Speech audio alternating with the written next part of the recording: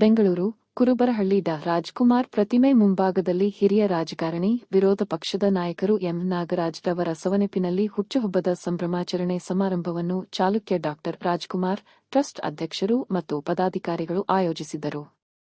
ಕಾರ್ಯಕ್ರಮವನ್ನು ಕ್ಷೇತ್ರದ ಜನಪ್ರಿಯ ಶಾಸಕರು, ಮಾಜಿ ಸಚಿವರಾದ ಸನ್ಮಾನ್ಯ ಕೆ. ಗೋಪಾಲಯ್ಯರವರು, ಬಿಬಿಎಂಪಿ ಮಾಜಿ ಸದಸ್ಯರಾದ ಶ್ರೀಮತಿ ರುದ್ರಮ್ಮ ನಾಗರಾಜ್, ರಾಘವೇಂದ್ರ ನಾಗರಾಜ್, ಶ್ರೀಮತಿ ಶಿಲ್ಪಿಶ್ರೀ ರಾಘವೇಂದ್ರರವರು, ಎಂ. ನಾಗರಾಜ್ ರವರ ಭಾವಚಿತ್ರಕ್ಕೆ ಪುಷ್ಪನಮನ ಸಲ್ಲಿಸಿ ಕೇಕ್ ಕತ್ತರಿಸಿ 3,000 ಜನರಿಗೆ ಚಿಕನ್ ಬಿರಿಯಾನಿ ವಿತರಿಸಿದರು. ಮಾಡ್ತಾ ಇರ್ತಕ್ಕಂಥದ್ದು ಪ್ರತಿಯೊಬ್ಬರಿಗೂ ಗೊತ್ತಿರ್ತಕ್ಕಂಥ ವಿಚಾರ.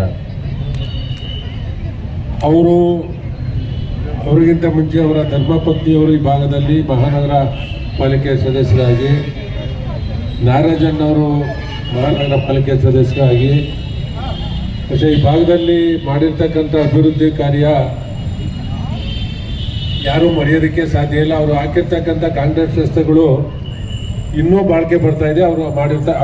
ಅವರ ಕಾಲದಲ್ಲಿ ಆಗಿರ್ತಕ್ಕಂಥ ರಸ್ತೆಗಳು ಇನ್ನೂ ಬಾಳಿಕೆ ಬರ್ತಾ ಇದೆ ಅಂತಂದರೆ ಆ ಊರಿಗೆ ಏನು ಸೇವೆ ಸಲ್ಲಿಸಬೇಕು ಅದನ್ನು ಅವರು ನನ್ನ ಊರು ಅಂತಕ್ಕಂಥದ್ದನ್ನ ತಿಳಿದು ಅವ್ರಿಗೆ ಯಾರು ಮತವನ್ನು ಕೊಟ್ಟು ಅವರ ಋಣವನ್ನು ತೀರಿಸಬೇಕು ಅಂತಕ್ಕಂಥದ್ರಲ್ಲಿ ಪ್ರಾಮಾಣಿಕವಾಗಿ ಮಾಡಿರ್ತಕ್ಕಂಥದ್ದು. ಅದೇ ರೀತಿ ಏನು ಡಾಕ್ಟರ್ ರಾಜ್ಕುಮಾರ್ ಪ್ರತಿಮೆ ಮಾಡ್ತಕ್ಕಂಥದ್ರಲ್ಲಿ ಕರ್ನಾಟಕದಲ್ಲಿ, ದೇಶದಲ್ಲಿ ಯಾರೂ ಮಾಡಿರಬಾರ್ದು, ಆ ರೀತಿ ಅಲ್ಲಿ ಮಾಡಲೇಬೇಕು ಅಂತಕ್ಕಂಥದ್ದ ಅವರ ಮನಸ್ಸಿತ್ತು. ಅದನ್ನು ಸಹ ಅವರ ಜೀವಿತಾವಧಿನಲ್ಲಿ ಶಾಶ್ವತವಾಗಿರ್ತಕ್ಕಂಥ ಒಂದು ಪ್ರತಿಮೆಯನ್ನು ಸ್ಥಾಪಿಸೋದಕ್ಕೆ ಮೂಲ ಕಾರಣ ನಾಗರಾಜನ್ನವರು ಅಂತಕ್ಕಂಥದ್ದೇ ನಾವು ಯಾರೂ ಮರೆಯೋದಕ್ಕೆ ಸಾಧ್ಯ ಇಲ್ಲ. ಅವನ್ನೆಲ್ಲ ನನಗಿಂತ ಹಿರಿಯರು, ನಮಗೆಲ್ಲ ಆತ್ಮೀಯ ಸ್ನೇಹಿತರು.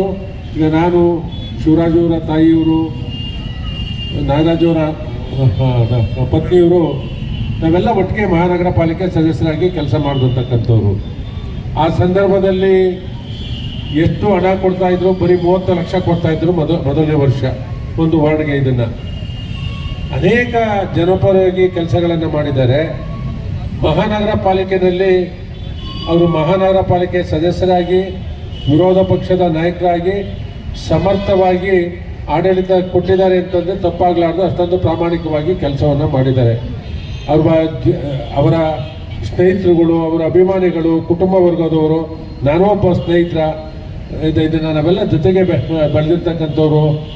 ನಾನು MLA ಆಗ್ತಕ್ಕಂಥದ್ರಲ್ಲಿ ಅವ್ರ ಪಾಲು ಇದೆ, ಅವರ ಕುಟುಂಬದ ಪಾಲು ಇದೆ ಅಂತಕ್ಕಂಥದ್ದು ನಾನು ಪ್ರತಿನಿತ್ಯ ನಾನು ನೆನೆಸ್ಕೊಳ್ತೀನಿ.